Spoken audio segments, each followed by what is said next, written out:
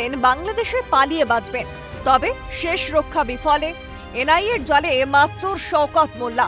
ভাঙড় বিস্ফোরণ কাণ্ডের ঘটনায় শুক্রবার রাতে কামালগাজী থেকে তাকে গ্রেফতার করে জাতীয় তদন্তকারী সংস্থা। পুলিশ সূত্রে খবর, বনগাঁ বর্ডার দিয়ে বাংলাদেশে পালানোর ব্যবস্থা করছিলেন তিনি। সূত্রের খবর, বিধানসভা ভোটের কিছুদিন আগে ভাঙড়ের দক্ষিণ বামুনিয়া এলাকায় বোমা বিস্ফোরণের ঘটনা ঘটে।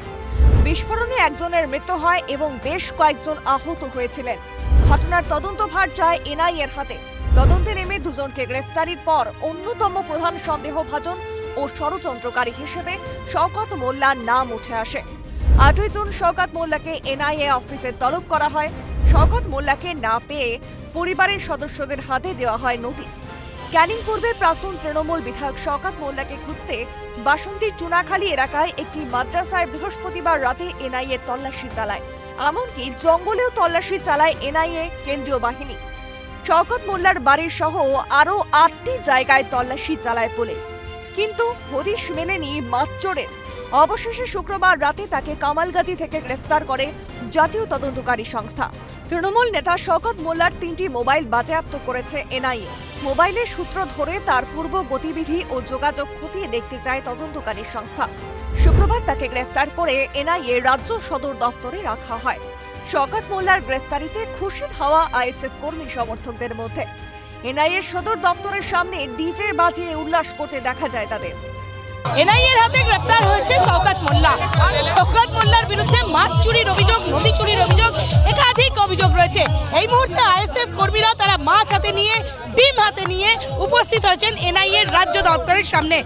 এই ডিজে যেভাবে ভাঙড় ক্যানিংয়ের মানুষের উপর যেভাবে অত্যাচার করেছে এই নটোরিয়াস ক্রিমিনাল, তার বিচার কালকের অ্যারেস্ট হয়েছে।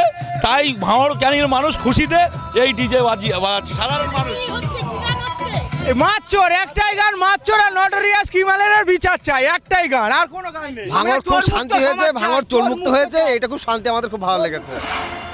তৃণমূল নেতা শওকত মোল্লার গ্রেফতারিতে যেন হাফ ছেড়ে বেঁচেছেন মানুষ। হাটখোলাতে উৎসবের মেজাজে স্থানীয় মানুষ। গ্রেফতারির খবরে মিষ্টি বিতরণ করা হয় এলাকায়। শনিবার কলকাতার নগর দায়রা আদালতের এনআইএর বিশেষ আদালতে পেশ শওকত মোল্লাকে। ভাঙড় বিস্ফোরণ কাণ্ডের ঘটনা ছাড়াও আরও অভিযোগ তৃণমূল নেতা শওকত মোল্লার বিরুদ্ধে।